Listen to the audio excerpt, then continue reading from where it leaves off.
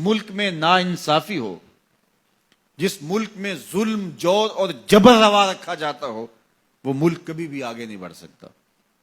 وہاں کبھی بھی سکون اور کبھی بھی طمانینت نہیں آ سکتی.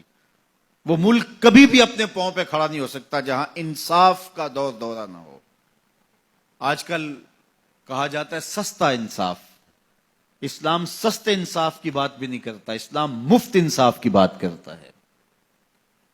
ہر شخص کی دہلیز تک انصاف پہنچے، اور اسلام نے انصاف کے تقاضوں کو اس انداز سے پورا کیا کہ میرے اور آپ کے آقا و مولا کے دور ہمایوں میں بنو اسود کی ایک خاتون چوری کر لیتی ہے اور اس کے ہاتھ کٹنے کا حکم ہوتا ہے، تو حضرت اسامہ بن زید رضی اللہ تعالی عنہ کے ذریعے سے حضور سے سفارش کی جاتی ہے کہ یہ قبیلہ نیا نیا اسلام لایا ہے، ان کی خاتون کا ہاتھ کٹ گیا تو کہیں یہ اسلام سے ہٹ نہ جائیں، تو کوئی نرمی برت لی جائے.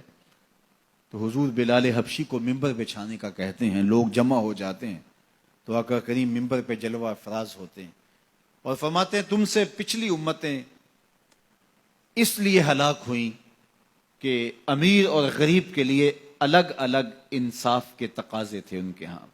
فرمایا میری شریعت میں ایسا نہیں ہوگا. اور پھر ایک تاریخی جملہ میرے حضور نے ارشاد فرمایا کہ اگر میری بیٹی بھی چوری کرتی میں محمد اس کا بھی ہاتھ کاٹتا. جب کسی بھی ملک کے اندر، کسی بھی ریاست کے اندر دو طرح کی عدالتیں ہوں، غریبوں کے لیے الگ نظم ہو، امراء کے لیے الگ قانون ہو، تو پھر کبھی بھی اللہ کی رحمتیں ان قوموں پہ نازل نہیں ہوتی.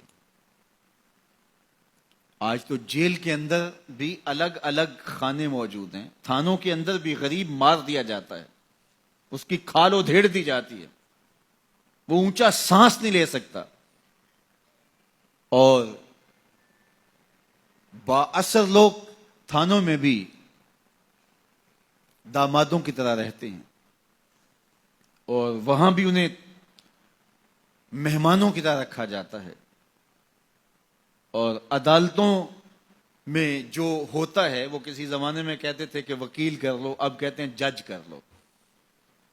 انصاف کا جس طرح دن دہاڑے خون ہوتا ہے، اور عدالتوں اور کچہریوں کے اندر جو عدل و انصاف کا قتل عام ہوتا ہے وہ کس سے مخفی ہے؟ اپنی آنکھوں پہ پٹی باندھ کر کے اور خاموشی اختیار کرنے سے کوئی فرق نہیں پڑتا. آج ہمارا عدالتی نظم انصاف نہیں دے رہا. اگر ہم چاہتے ہیں کہ یہ ملک آگے بڑھے اور مستحکم ہو تو نظام عدل کو درست کرنا پڑے گا.